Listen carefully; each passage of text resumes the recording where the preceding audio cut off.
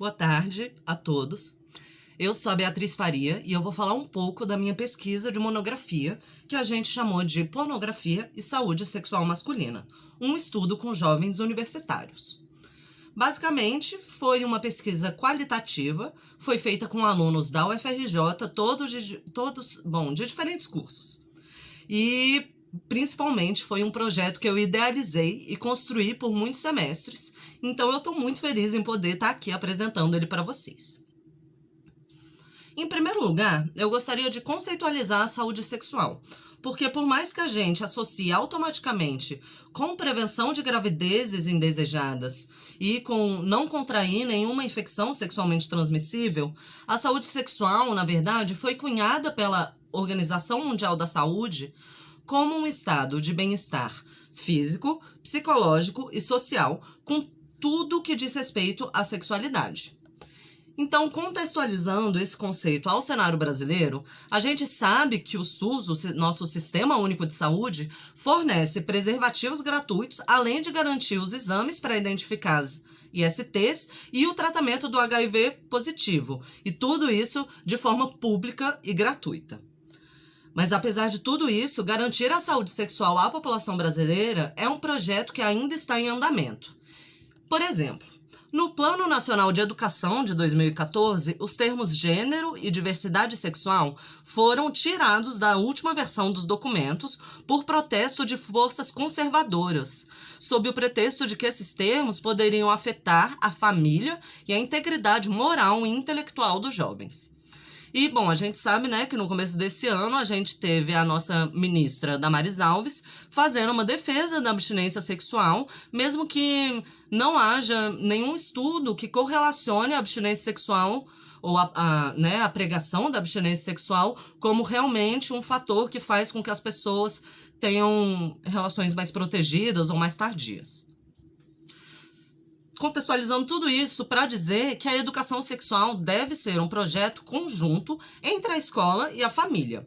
Porque a família, na verdade, muitas vezes não vai ter todas as respostas e o ambiente, né, em muitos casos, esse ambiente familiar é totalmente fechado a esse tipo de discussão. A participação da escola é importante porque, de acordo com dados do IPEA de 2017, 40% dos estupradores de crianças vêm do ciclo familiar próximo.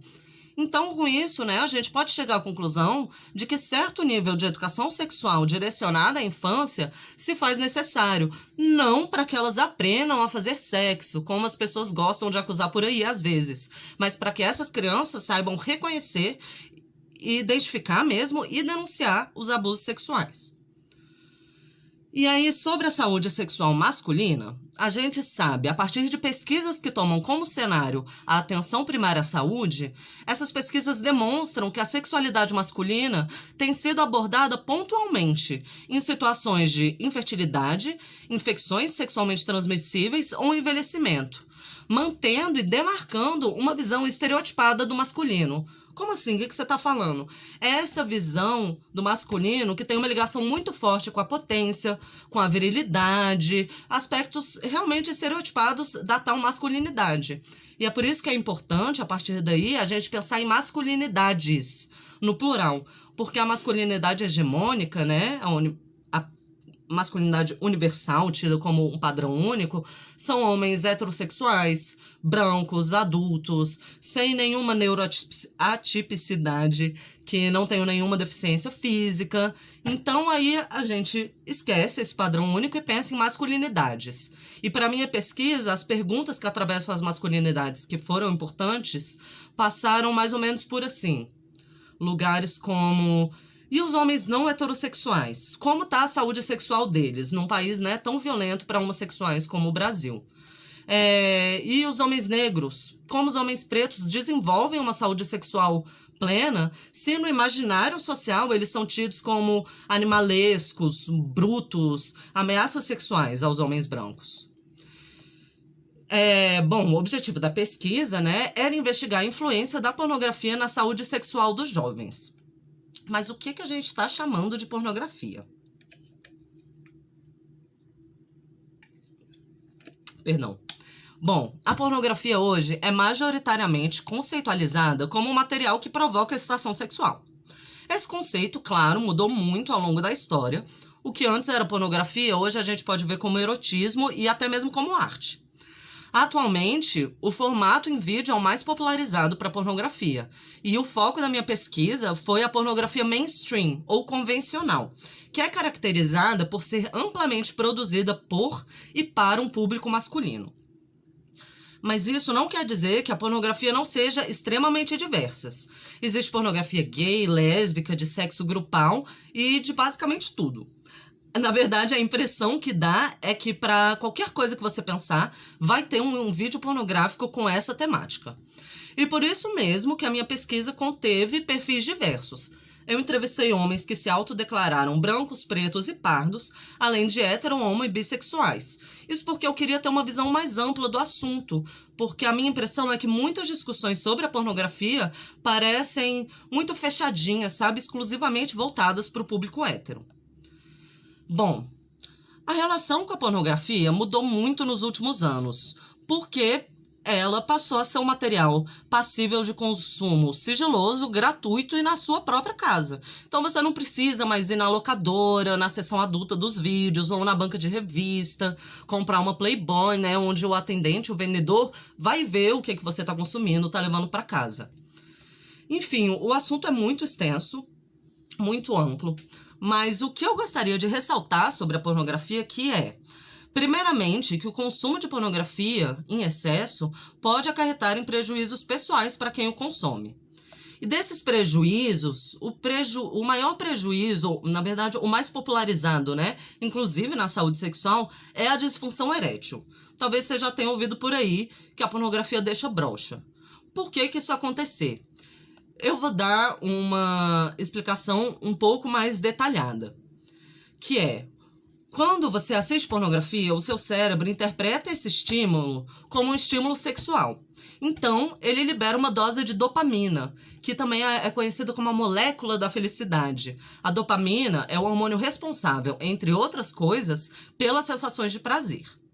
Então, a repetição exaustiva desse estímulo, assistir pornografia, enfraquece os receptores de dopamina no cérebro e, assim, o indivíduo precisa de doses mais altas de dopamina para receber o mesmo nível do estímulo anterior. Assim, a prática adictiva é aumentada da mesma forma que acontece com as droga-adicções. Também, outro dos aspectos principais que eu queria ressaltar aqui é que a pornografia passou a ser uma forma de educação sexual para a minha geração e para as próximas que estão vindo aí. Porque eles usam a pornografia, os membros dessa geração, usam a pornografia para aprender sobre sexo. O consumo de pornografia também pode trazer prejuízo em relacionamentos. Na verdade, os únicos estudos que eu vi falando disso falavam de impactos no uso de pornografia na parceira romântica do consumidor. Então, eram exclusivamente sobre relações heterossexuais. Mas os resultados apontam para problemas de autoestima e confiança causados pela pornografia naquele relacionamento ali. A pornografia também pode causar prejuízos no emprego e, enfim, uma pesquisa apontou para, entre outras coisas, que o consumo de pornografia aumenta as crenças distorcidas sobre sexualidade, aumenta experiências negativas em relacionamentos e risco aumentado para perpetração sexual, trivialização do estupro e culpabilização da vítima. As crenças distorcidas sobre sexualidade se dão basicamente porque a pornografia tem um roteiro pronto, uma fórmula do que é o sexo, que é uma fórmula bem padronizada, por sinal, e o sexo não é uma fórmula pronta, ele pode ser experimentado de várias formas, as pessoas são diferentes, elas sentem prazer de formas diferentes e, enfim. E aí, tem outra coisa que eu acho importante a gente considerar sobre a pornografia, e para falar dela eu vou tomar como exemplo um abaixo-assinado com mais de 1 milhão de assinaturas, que tem como objetivo o fechamento do Pornhub, que é a maior plataforma de vídeos pornográficos. Criada em 2020, essa petição surgiu devido a denúncias de conteúdos ilegais no site. Entre essas denúncias, tem o caso de um homem preso, em 2019, após a família de uma menor desaparecida encontrar um canal de vídeos pornográficos com a garota no Pornhub. A criadora dessa petição afirmou ter provas concretas que foram divulgadas na mídia sobre os casos verdadeiros de estupro e tráfico sexual de mulheres e crianças publicados com fins lucrativos no site. Isso ocorre porque o Pornhub não existe verificação de idade ou consentimento de milhões de pessoas que geram receita com anúncios no site. Será que isso é verdade? Nessa mesma matéria, o querido jornalista explicou melhor como a gente faz para publicar um vídeo no Pornhub. Então, para você publicar esse vídeo na plataforma, é necessário você realizar um cadastro no site e confirmar o e-mail. Você não precisa informar nenhum dado pessoal para realizar o upload e o usuário precisa concordar com os termos de uso e confirmar ter consentimento de todos os envolvidos no vídeo, que precisam ter 18 anos de idade ou mais. A gente sabe muito bem o que é entrar no site e clicar lá falando sim, eu tenho mais de 18 anos, sim, li e concordo com os termos de uso. Não é um mecanismo realmente muito forte, né? E, enfim, esse evento, isso tudo que eu tô falando, aponta para uma das problemáticas que são muito claras da pornografia convencional online. A pessoa que está assistindo aquele vídeo não pode ter certeza da idade dos envolvidos no vídeo e também não pode se assegurar se o vídeo foi gravado e publicado online de forma consensual entre todas as pessoas filmadas.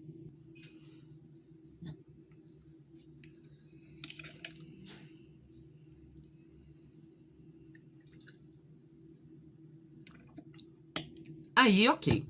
Já sabendo de tudo isso, eu entrevistei 6 homens de 20 a 25 anos. Todos eram alunos da UFRJ, mas de diferentes cursos, como eu já falei.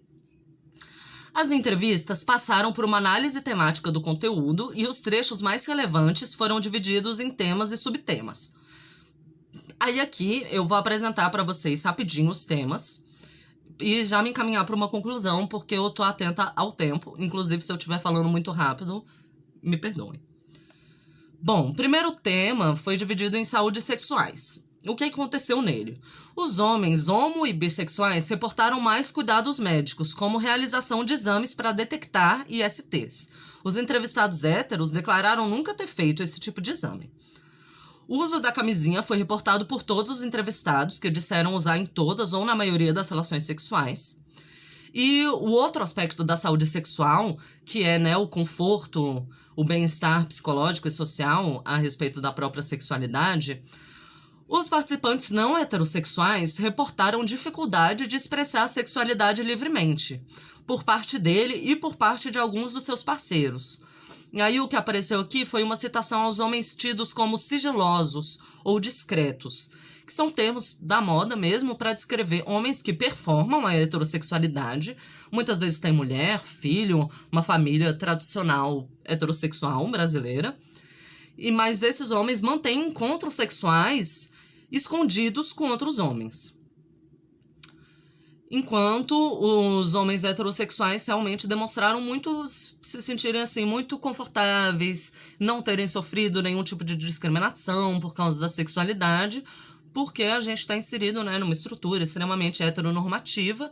Então, a heterossexualidade, em paralelo com outras opressuras de opressão, acaba sendo uma não orientação sexual. É o normal, o que é esperado, né, pelo senso comum.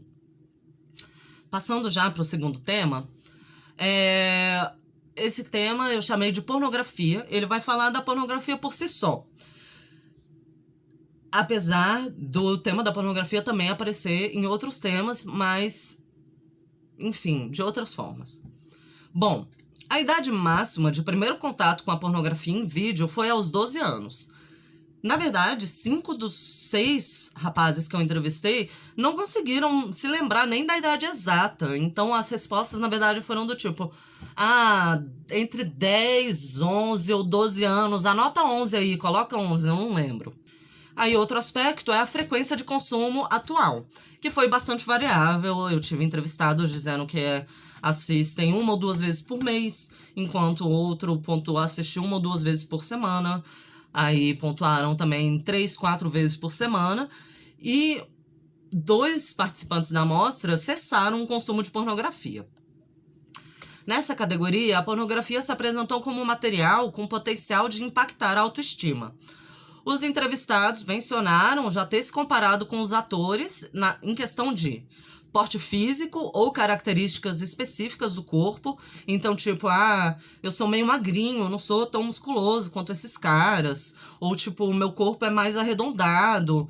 E os vídeos não mostram isso. Essas são características tidas para o corpo feminino. Enfim, também comparação sobre o tamanho do pênis. E o tempo da atividade sexual. Que, em português, claro, é quanto tempo, né, se demora para gozar. Essa comparação entre o consumidor e o ator pornô pode variar em intensidade e se vai causar ou não prejuízo na autoestima, de acordo com a biografia de cada um, claro. Para além disso, por terem expostos a esse tipo de material precocemente, todos os participantes indicaram a influência da pornografia na concepção primordial do que é o sexo em diversos aspectos. A relação com os corpos, a atividade sexual em si, o que deve ser feito para uma relação prazerosa e entre outros.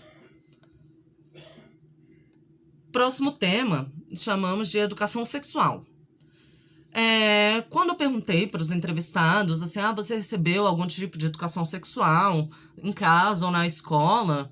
As respostas que eu recebi indicaram basicamente que a educação sexual recebida pelos participantes da minha pesquisa parece ter sido desfalcada, isso quando não inexistente. Os participantes que relataram ter tido algum contato com a educação sexual se limitaram em associar essa educação com a prevenção de STs e gravidezes indesejadas.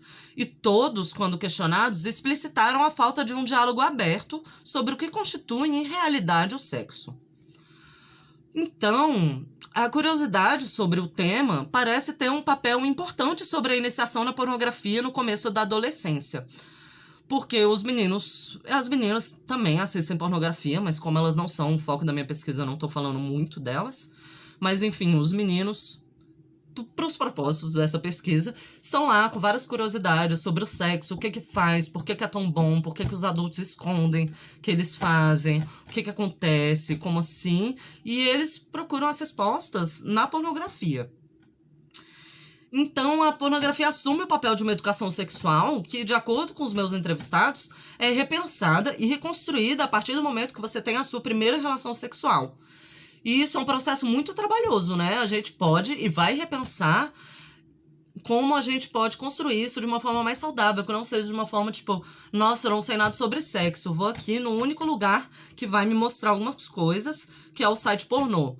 Aí você vai, tem sua primeira relação sexual e fala, nossa, cara, mas não é tão parecido, várias coisas podem dar errado, os corpos não são tão padronizados, e enfim, né? É uma fantasia. Então, tem esse processo, sim, de você tirar aquilo e levar para um patamar da realidade, onde o sexo vai se tornar mais real mesmo, mais tridimensional, como eu gosto de falar. Bom, outra categoria foi a construção de preferências sexuais. A maioria dos universitários foi capaz de relacionar, mesmo que de forma implícita, uma relação dialética entre a pornografia e o desejo do consumidor. A pornografia pauta o desejo sexual e também é pautada por ele. Para explicar bem bonitinho isso, eu vou citar um dos meus queridos entrevistados. Ele falou assim, abre aspas, assim, eu poderia falar dos gostos, mas eu não sei se você constrói o gosto a partir da pornografia ou se você procura a pornografia a partir do seu gosto. Eu não sei o que veio primeiro, eu não sei se eles se complementam. Eu poderia dizer isso, que a pornografia influenciou nos meus gostos. Seguindo a linha das análises anteriores, a pornografia nessa categoria apresentou ter grande influência na construção das preferências sexuais, tanto do que é desejável, tanto do que não é. Tanto quanto na formação de um padrão estético pornográfico internalizado, que influencia, sim, a vida sexual dos entrevistados. Por exemplo, um dos rapazes falou que ele já tinha tentado buscar uma visão melhor do sexo. O que é uma visão melhor? O que é uma visão melhor do sexo? É uma visão mais explícita? De onde surgiu essa ideia de uma visão melhor da atividade sexual, né? Enfim, já passando para o próximo tema, eu tive que criar a categoria temática Razões para Parar de Consumir. Porque os dois rapazes heterossexuais que eu entrevistei, coincidentemente, pararam de consumir pornografia. A gente vai chamar de Homem 4 e Homem 5. Uma coisa que eu queria ressaltar aqui, muito importante. Um dos únicos requisitos para ser entrevistado para o meu trabalho era estar disposto a falar sobre a própria relação com a pornografia. Isso pode significar que os participantes da minha pesquisa já tinham refletido e pesquisado sobre o assunto e podem, assim, ter assumido posições mais conscientes sobre o consumo de pornografia. Então, bom, o Homem 4 parou de consumir pornografia porque, de acordo com ele já tinha noção dos danos que o excesso de pornografia poderiam causar. E aí chegou um momento da vida em que ele estava namorando e não teve mais necessidade de ficar assistindo pornografia ou ficar se masturbando. Então ele se livrou do hábito, ele não pareceu ter tido grandes dificuldades para se desabituar. Quando eu entrevistei ele já estava há uns anos sem assistir pornografia. Mas, em contrapartida, o Homem 5 declarou que a sua relação com pornografia não foi normal. Abrindo aspas, eu sempre assistia, passava a noite assistindo uma vez ou outra. Só que de 2016 em diante, eu comecei a ter um consumo muito mais elevado e muito preocupante mesmo. Demorou para eu elaborar isso e entender o que estava acontecendo. Começava a ver às 11 da noite e terminava às 6 da manhã, perdendo aula, perdendo prova. Eu já estava na faculdade quando isso começou a se intensificar. Esses episódios aconteciam desde os meus 16 anos, mais uma vez no mês. De 2016 para frente, eu comecei a fazer um uso mais intenso, ocasionando perdas em estudo, em vida social, em tudo. O Homem 5 mostrou ter elaborado essa situação muito bem através da terapia. Na época da entrevista, ele já estava há alguns meses sem assistir e satisfeito com a sua decisão. E o que a gente pode tirar dessas duas histórias? O consumo de pornografia é variável e os efeitos desse consumo também. Os efeitos variam e dependem de outros inúmeros fatores biopsicossociais, como a tendência à compulsão, conflitos psicológicos, a frequência de consumo e entre outras coisas. As falas dos entrevistados a respeito do seu processo de abandono dessa prática corroboram o apanhado da literatura, que apontam para a possibilidade de que a pornografia se torne foco de um consumo problemático. Não é uma certeza, mas pode acontecer e tem acontecido cada vez mais, e com homens cada vez mais jovens. A minha última categoria perpassou questões sociais. Os marcadores sociais, né? Eu fiz uma análise com base na interseccionalidade. Enfim, os marcadores sociais mais fortemente relatados foram os de gênero, sexualidade e raça. Sexualidade seria orientação sexual, perdão. Tendo o gênero masculino como objeto em questão, a masculinidade foi retratada como um forte marcador social que, além de garantir privilégios aos homens na estrutura patriarcal, também requer muitos comportamentos específicos para ser validado como tal, como um homem de verdade. Então, a pornografia também apareceu explicitamente relacionada à afirmação de masculinidade. Quando um entrevistado, ele diz perceber que é uma forma de você se afirmar ou de querer provar alguma coisa no meio masculino, entre os amigos. Quando você compartilha ou assiste algum vídeo ou fala sobre, é como se fosse alguma afirmação de masculinidade e dizer, eu vejo muito isso. Enfim, o racismo na pornografia também foi apontado. Eu vou abrir aspas para a fala do meu entrevistado novamente. Ele disse o seguinte: eu também não procuro pornografia que seja interracial ou entre homens negros por causa de uma coisa animal, sabe? No geral, esses vídeos mostram um sexo muito animalesco. E isso me incomoda por conta da posição que tá um homem negro ali. Isso me incomoda muito.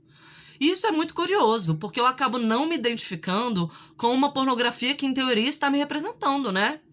E sim, é algo muito curioso, que chama muita atenção. Porque se a pornografia convencional não mostra os homens pretos como sendo capazes de afeto, de cuidado, de uma intimidade real, será que ela está sendo realmente inclusiva, né? Como o entrevistado questionou, que eu não me identifico com essa pornografia que, em teoria, está me representando. Então, será que é uma tentativa de inclusão ou será que é só perpetuar uma representação bem racista do homem negro que já é tido no imaginário social como animalesco, bruto, viril e ameaçador? Esse relato, ele serve para corroborar que a pornografia não é feita para ser representativa ou inclusiva.